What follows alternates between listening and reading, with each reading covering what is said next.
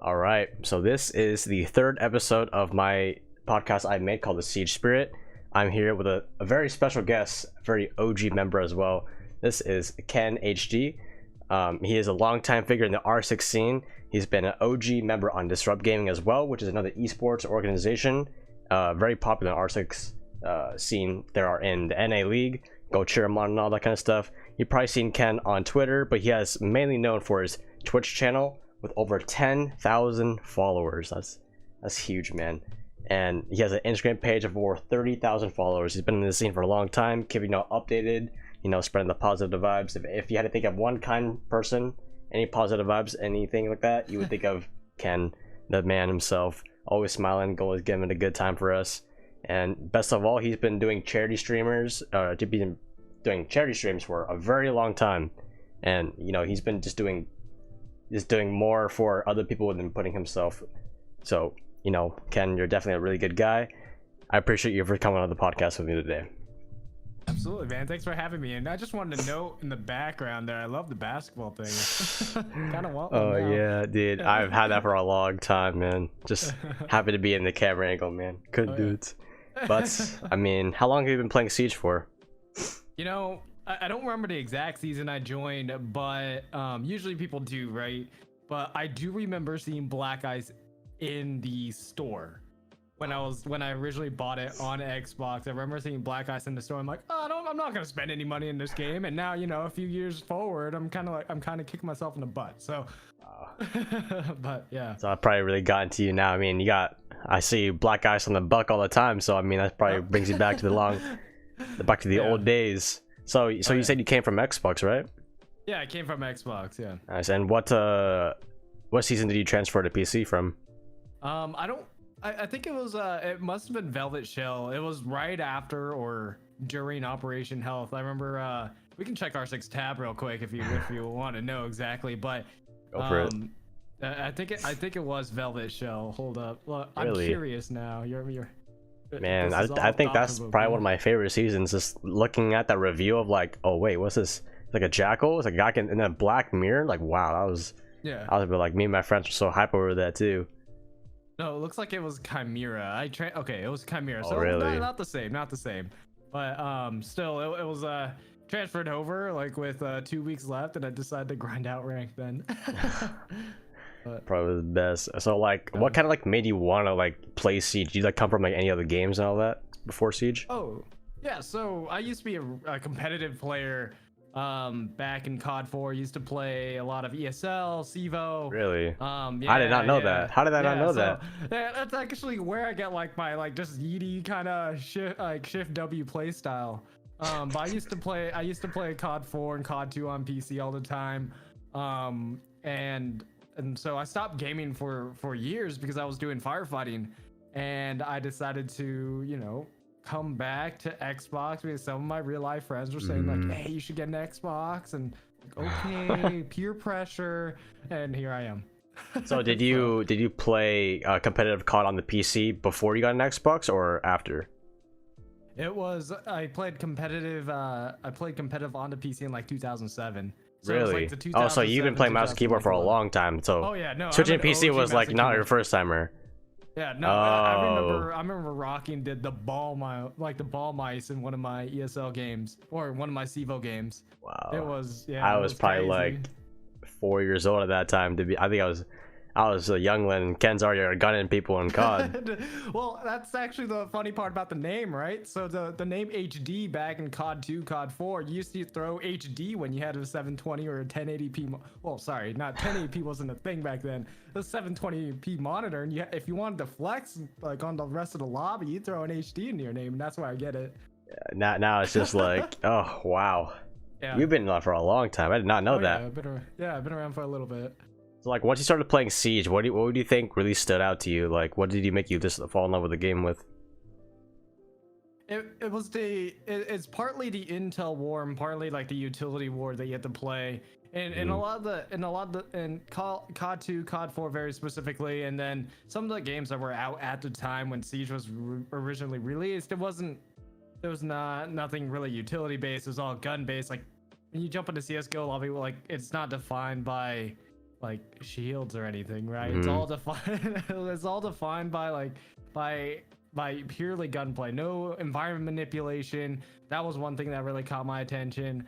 And it was like it was a lot more strategy based versus other games while still maintaining kind of a fast pace. Yeah, so do you think you like carried that like COD fast paced play style into Siege, or how do you think that kind of made you play different?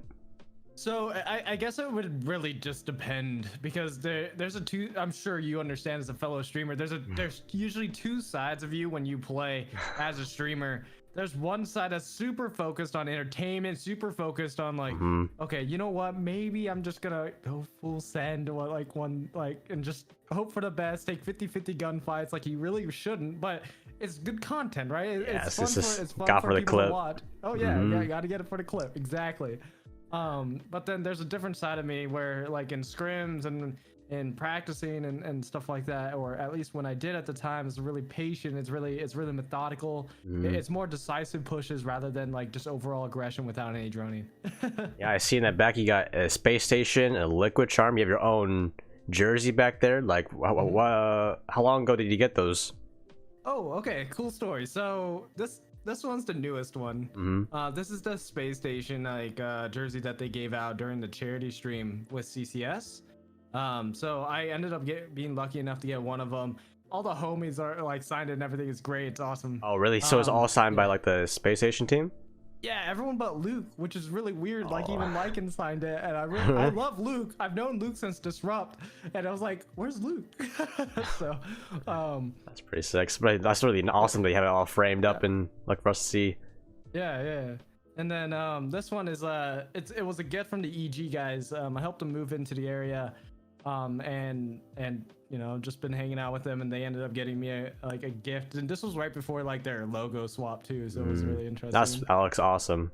I'm pretty sure it looks. And then what about the liquid one? This is actually Paulu's invite jersey. Really? So, yeah, Paulu and I are pretty good friends, and we don't talk as much as we used to, but we used to talk all the time, and I used to hang out on the stream all the time. And I met up with him in Vegas for the minors last year, and he ended up giving me his invite jersey, which was really cool and really humbling. Yeah, that was very generous of him to, you know. Oh yeah, yeah, absolutely. Make it on the main stage and just gave it to you. Wow, that's actually really that's awesome. That's actually really cool. It was great. It was great. It was awesome. Yeah, I still have to get my. So far, I have one TSM jersey, but I had my Disrupt jersey on the way. It's coming. It's coming on the way. I can't wait to get it. Same here. Same here. Wow. Do you have like any other jerseys, or are those your ones right here? These are like my most prized ones. I actually have jerseys for most of the teams. I just really? I like collecting jerseys. Yeah, I want to collect a lot more jerseys. Definitely, esports is a lot of passion and fun of it. I really want to get more of that. Yeah, I completely agree. Like the jersey thing is gonna. I will say it's a little expensive, but like in the end, like it's gratifying just to be able to go in your closet and just see all of it. It's nice. Yeah, just go on like casually go outside of the grocery store. Yeah, I got this on. Don't worry about me. Yeah. So moving on to like your charity streams now. Like, so how long have you been doing? Have you been doing charity streams like only for Siege, or have you been doing like before at all? So I've been streaming for about 2 years now. 2 years in October. I think it was October 29th, very specifically, was my first charity stream. My first stream altogether. At the time, I had a face, like no one knew what I looked like. I had a hand cam and Lindezi. I'm not too sure if you recognize. Oh yeah, I know. Like he's an OG as well. Yeah, OG of OGs, right? Like, but Lindezi and Exclusive is a former pro. He used to play for Flipside. Back in the first few seasons of Pro League, those two like encouraged me to play. I guess, or encouraged me to start streaming and to start building content past Instagram. And they were like, and I told them like I didn't want to make money off of it. I wanted to keep this like, you know, I want to keep it humble. I want to keep it a hobby. And then, you know, they told me to do it for charity as a joke, and I'm like, you know what, bet. So yeah, Been doing it ever since. Ever since, like mostly Siege, sometimes golf with your friends, like. But that's like awesome, man.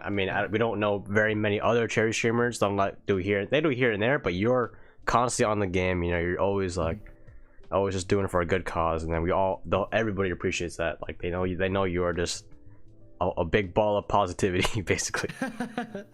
Oh yeah. So what would you say like your most like favorite charity streams have been in your whole time? Favorite charity stream. So, I mean, the St. Jude one recently was pretty crazy. Probably the most gratifying one, or like the most. It was when we first hit 10K. I remember just like running around on. This was Old Oregon. I remember running around Old Oregon or running outside, very specifically next to garage, and someone donated, and we hit the goal. We were doing Toys for Tots at the time. And I was like, oh yeah, thanks for the $100 donation. And I just remember going mind blown. Like, I'm like, we hit it, and I just didn't know how to react.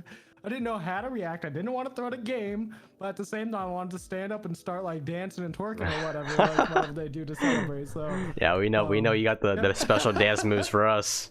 Oh man, that was crazy. But no, that was probably the most gratifying one. And my first ever stream was really gratifying as well. Didn't have anyone come in. Like it was okay. I didn't advertise on Instagram either. I kind of figured out the ropes like later on. But I was just hanging out, and Laxing came into the stream and donated $5, and that was the first ever donation to the charity cause. Wow, so that's awesome. Yeah, it was pretty cool seeing like him come in. I was like, okay, we could do this. We could do this. Okay, it's actually happening. Yeah. So. Yeah, I think what would you say is your up to this day your main motivation, your goal while doing these charity streams? You know, what's like you just wanted us to to support the people in need and all that. So my main motivator is more of the reason why I do charity streams is only part of my brand. I want to clarify that. Like I understand I'm known for it, but my entire objective, my goal of my brand is to create a positive environment in Siege. I really hated the toxicity that came out of some of the stacks I was playing with. Really hated like some of the I'm using hate as a strong word here, but I absolutely loathe the negative like I guess personalities out there. And so I decided to build my brand around positivity. And so you can see like at the time a huge shift in my content. And that's completely why I'm okay with solo queuing. That's completely why I'm okay with just duo queuing and not hitting diamond and stuff like that. It's all built around that positivity. And so I guess that would be the motivator, is like fulfilling that objective of maintaining a positive environment, a positive community or sub community in the Siege community.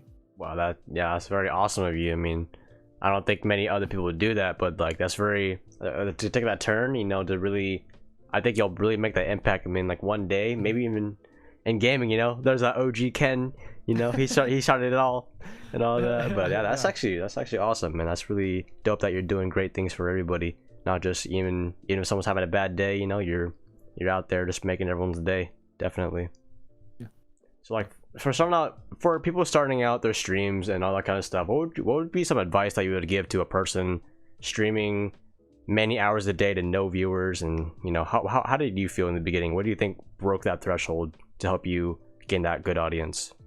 Well, so I have two pieces of advice, right? Like, so the first piece of advice would be like to grow your brand off stream. Your stream will only grow off stream. Like, it does not grow when you go live. Like, it only grows on Twitch, I guess, like in terms of followers, but usually those viewers are not sticky.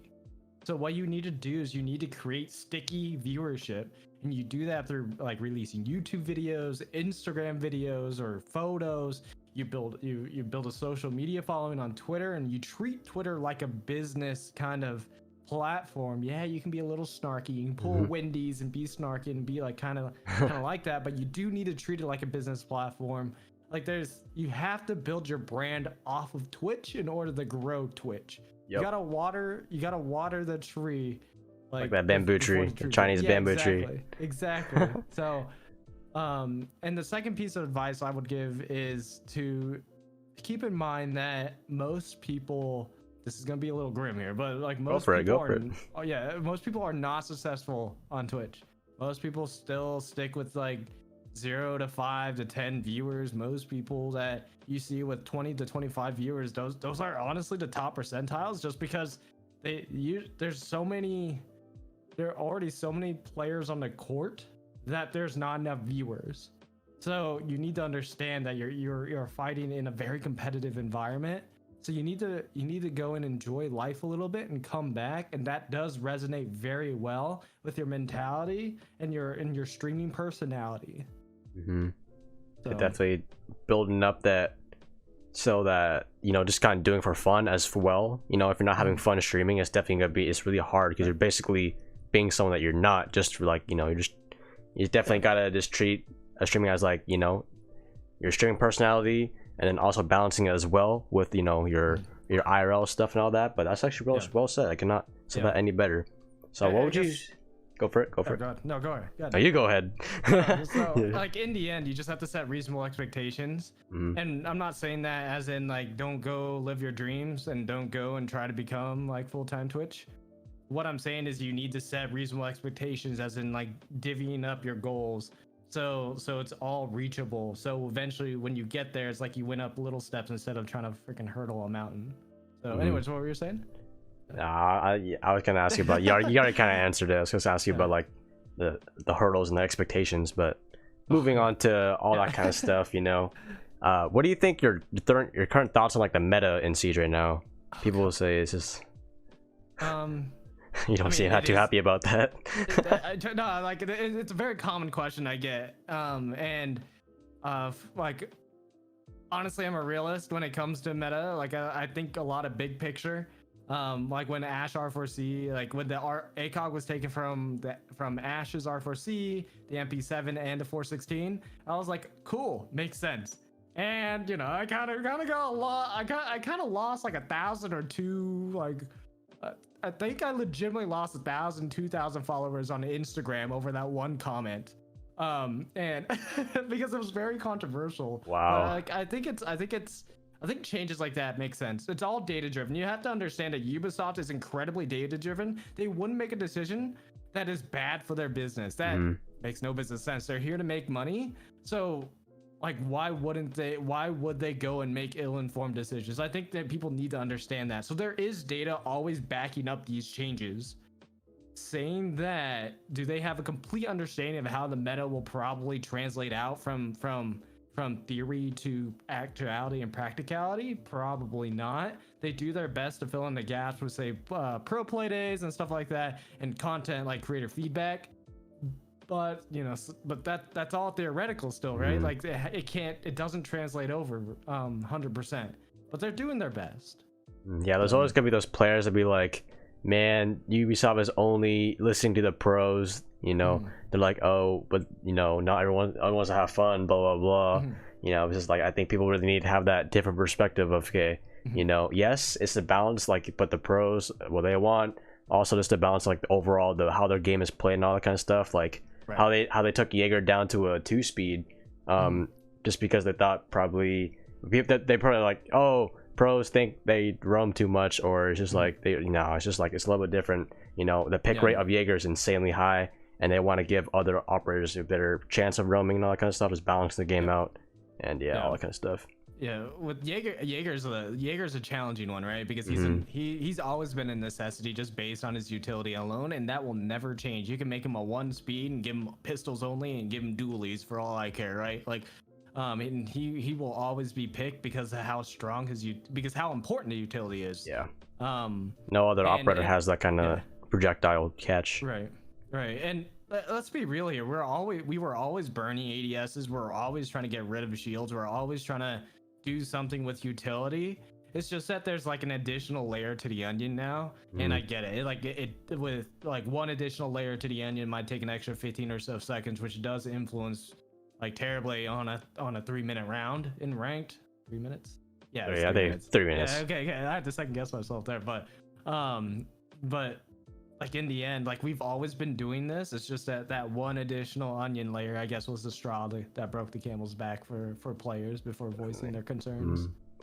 So yeah, that kind of topic, like, what do you think makes a really good Siege player? Not just aim, but like, you know, like, you know, in other games, you know, like, you'd have really good aim and like get a ton of kills, but what do you think really makes a good Siege player in this game?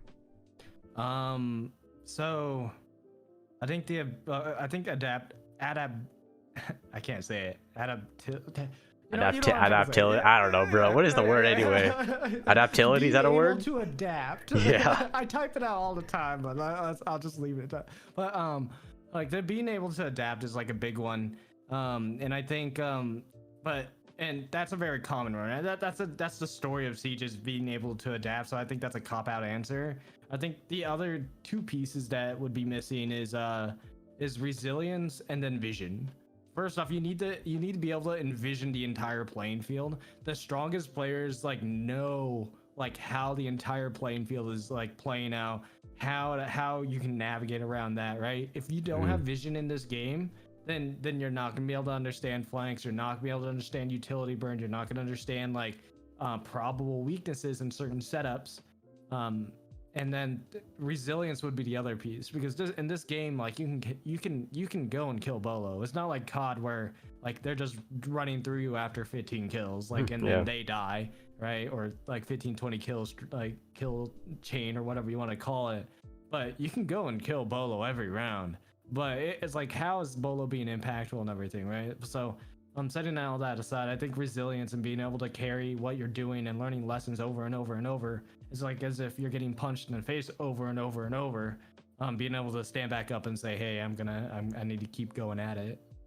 That would be the biggest piece, I think. Yeah, like there's definitely a lot of those players, like how you said, you know, you can kill Bolo, but like that can't win you the round. There's still like how your kills being impactful. I think a lot of people will be like, hey, I'm in silver, but I'm dropping 10 kills a game, but I'm still losing.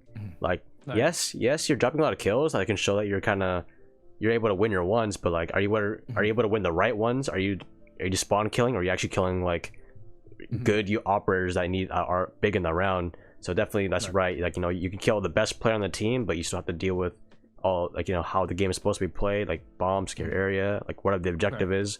Definitely is. I think in a game like Siege, where, you know, when the timer goes down, like CSGO, just like kills are just like another like fancy thing on the board, you know.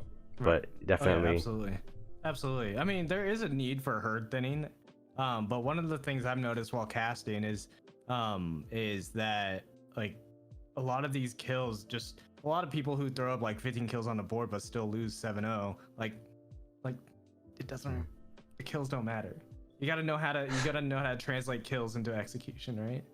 So yeah, like, what do you think is like every Siege player that should know, like those Siege players that are really struggling right now? What would you say to, even if like people come by your chat, be like they struggle with this, how would you say how Siege players should deal with, you know, tilting, maybe even, you know, just moving on in general? I think a lot of players get really get stuck of, man, oh, that was such a headshot moment, you know. Now they look at the whole game like headshots are broken because of one time they hit a guy in the shoulder and missed. So what do you say? What was the right mentality that you should have to deal with a kind of like that optimistic view of all that kind of stuff?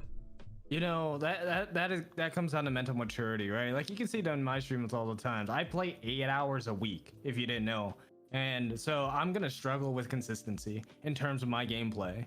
Like that's just unavoidable. Some people play this like it's a full-time job, so and I'm doing it like it's like barely part-time, you know? Like and I don't tilt because of more emotional maturity. It's just I'm not a perfect human being. I do get tilted, but being able to take a step back, breathe, and go back in, that is something you just learn based on experience. I mean, there's little techniques like box breathing that you can do, that I learned from firefighting, that you can do to like control the pacing of your anxiety, of your emotions, and I guess that's also part of it. Like, but just at some point you just have to grind against the stone. The only way steel sharpens if you grind it against steel or stone. So yeah, sometimes you gotta take those hard losses to really like, you know, learn some stuff that you won't learn by just playing the game. You know, sometimes you have to know the wrong way and that kind of stuff. But exactly, like, what would you say that how the community is right now, like overall, just like how people should deal with that toxic game chat sometimes, you know, so it can't get to the head. And, you know, what do you like see about the community that you think could be like, you know, fixed up a little bit? Well, first off, there is a mute button. People who do complain, and I personally do also complain about Toxicity. One, you can report it to Ubisoft support. You can open a ticket if it's that bad, report it, and they take care of it pretty quick. Second, like, just mute them.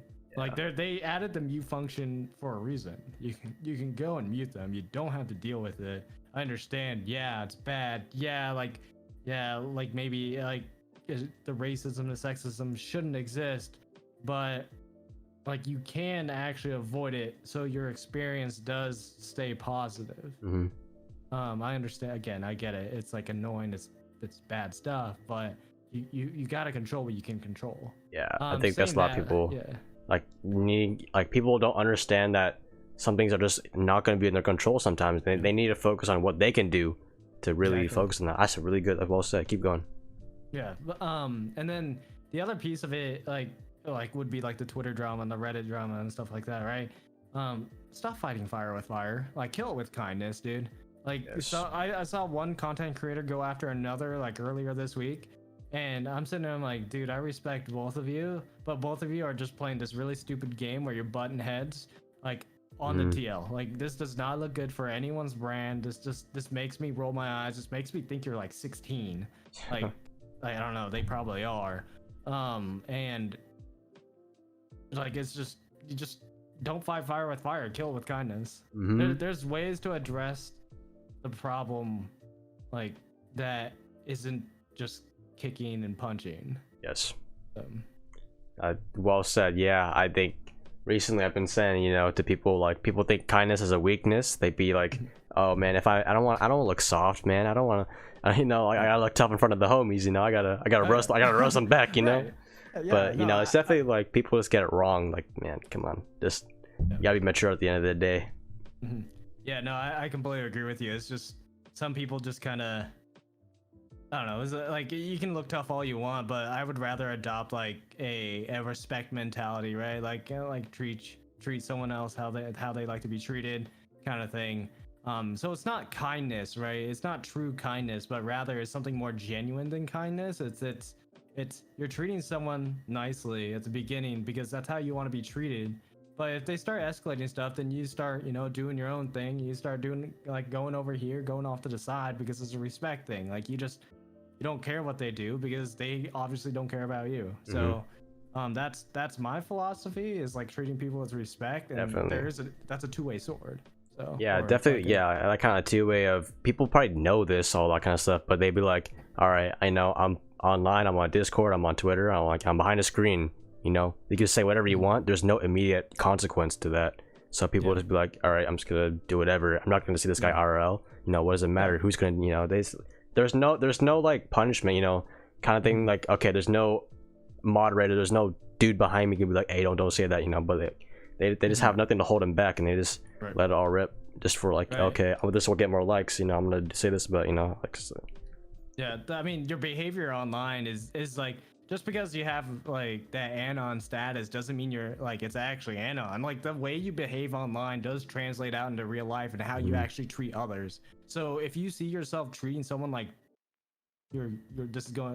treating someone like crap, then yeah, thank you. Okay, thanks for unleashing it. But if you're treating someone like shit online, then who says you're not gonna do that in real life, right? Like, your behavior online is more of like, it's more amplified than anything. It's not hidden. It's your personality is amplified online because you're given that anon status.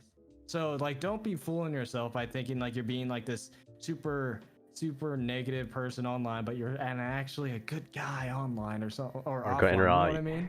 Yeah, like, I don't know how people can not like me. What do I do wrong? Yeah, like, like, come on, bro. Exactly. Yeah, like, come on. Yeah, definitely. Hey, well, we're getting to the end mark, but I asked this to all the people so far, all 2, but hey, we're gonna keep it going. So I'll do this like the golden question of the whole thing. Okay. What are your overall thoughts on just success in Siege, but also like in life? You know, what would your best advice be just to everybody in general? Like, how, like, could you rephrase the question? I'm not quite sure. Yeah, like what would you say is that your best tip that you could give someone trying to improve in Siege, but also trying to succeed in life as well? So this goes back to my resilience thing, right? And that's a philosophy that I've adopted from the fire department is being resilient. I'm not saying like you should shy away from like negative stuff. You should shy away from certain things. In fact, like I think in some situations you do need to bull rush like some negative situations. But all that aside, I think one of the main things that you could take away is that you have to seek emotional maturity in the like when you're playing Siege. Siege is a very emotional game. It's logic driven. It's 100% logic driven, right? Like the decisions you have to make are so logical. But then the reactions that you get because the game is so detailed and finite down to the gunplay, down to the different reinforcements and different setups and all of that can like cascade emotionally if it fails or if it succeeds. It's so emotional that you do need to make sure you're growing yourself like emotionally, either in Siege, outside of Siege, because again, all of that translates because your personality is amplified online. It will translate offline. And if that's one transferable skill that you like, one transferable intangible that you're going to get from Siege, it would be like seeking resilience and seeking that like that, I guess, yeah, I'll leave it at that. Yeah, I mean, that's probably well said, Ken. Well, Ken, I appreciate you for coming onto this podcast with me. You're one of the very first people. You're the third guest, I believe. So, I mean, this is going to be, you're looking at now before $1 million industry. I'm just joking. Nah, but I definitely want to grow this a lot more. I want to be able to interview, my end goal is to interview like almost every single figure in Siege. Maybe sometime, maybe a pro player in the future, like kind of like the 6-on-6, you know? Maybe have Athieno on the podcast real quick and all that. Just be like, but you know, Ken, I really appreciate it. You know, you're a big ball of positivity, like I said. So, would you like to say anything to your fans or anyone else watching this at the end? Sure. I appreciate everyone like following along on my journey, and I hope everyone's doing well today. Yeah. Any want to plug in your socials, like your Twitter, Twitch, all that kind of stuff? Sure. On Twitter, I'm on k3nHD. On Twitch, I'm k3n_HD. So. All right. Well, Ken, I appreciate you for doing this with me, and hope you you enjoyed this time with me. All right. Thanks, man. All right.